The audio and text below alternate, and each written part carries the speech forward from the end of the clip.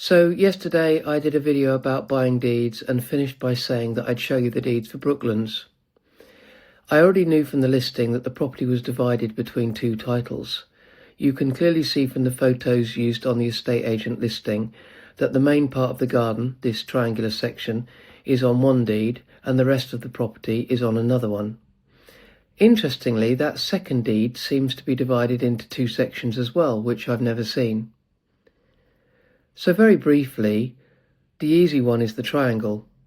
For that, I did have to use the map search option to find the deeds because while it's within the postcode for the area, it doesn't have a postal address.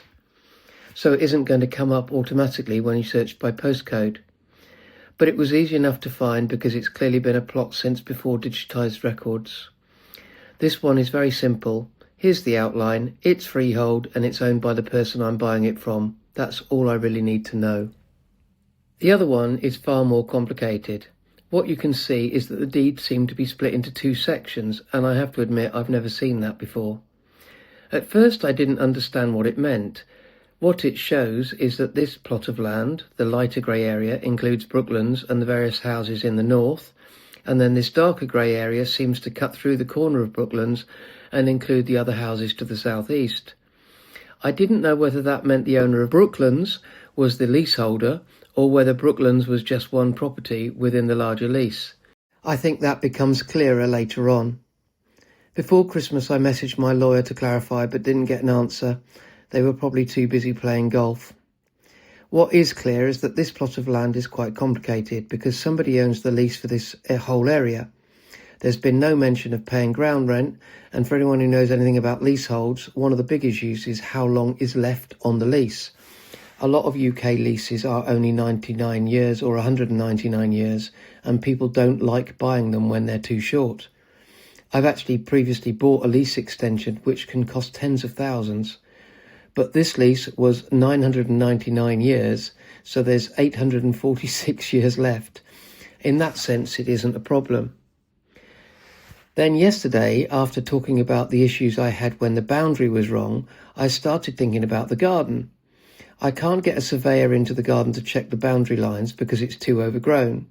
While they could look at the boundaries of the surrounding properties, they won't be able to tell whether anyone has encroached into the garden. Given the house has been empty 40 years, and as far as I can tell the garden's been untouched for nearly 20, it would be very easy for someone to have moved the fence a few feet. On top of that, the agent told me that the developer who bought the land to the south tried to buy the garden plot so that he could build more houses, which Mr. Mars refused. But that new housing estate is extremely close to the boundary line. In the UK, there's supposed to be a 2-metre distance from any boundary, and while planning and building control should have checked, Mr. Mars seems to have taken no interest in managing or monitoring this property for years.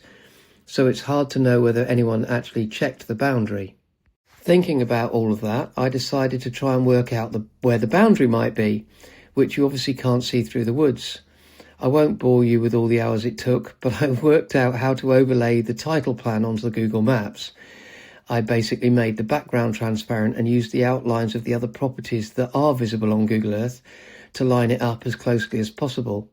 It was easy enough to get the house roughly lined up, but no matter how you move it, it doesn't line up perfectly in all directions.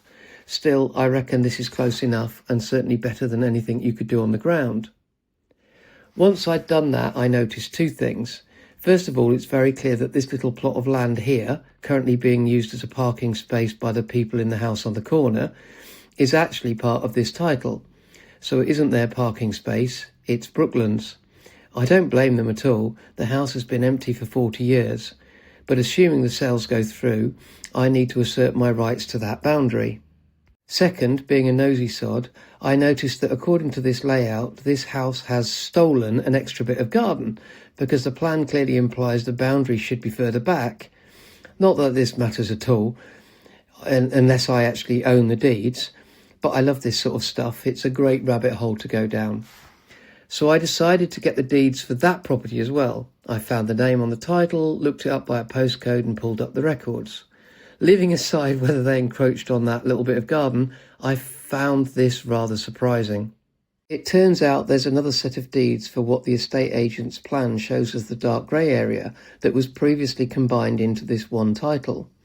There's a separate set of deeds that didn't come up when you search for Brooklands, but which do show that this triangular section was sold to a company.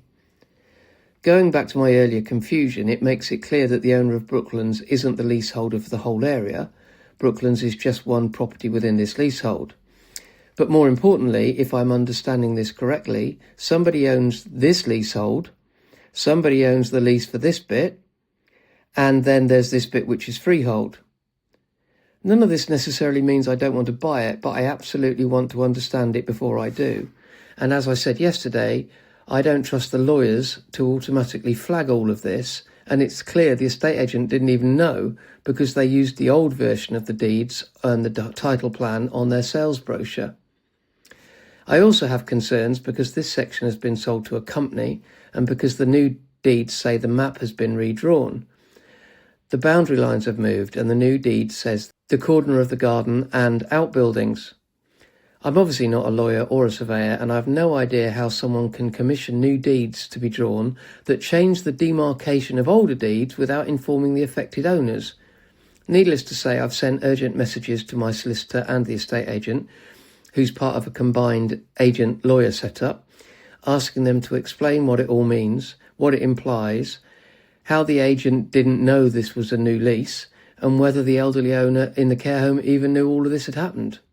Most of all, though, of course, I want to know what it means for me. Hopefully I'll hear back in the next day or two because it's really playing on my mind. I'll give you an update when I do, and this is absolutely proof of why you should buy your deeds.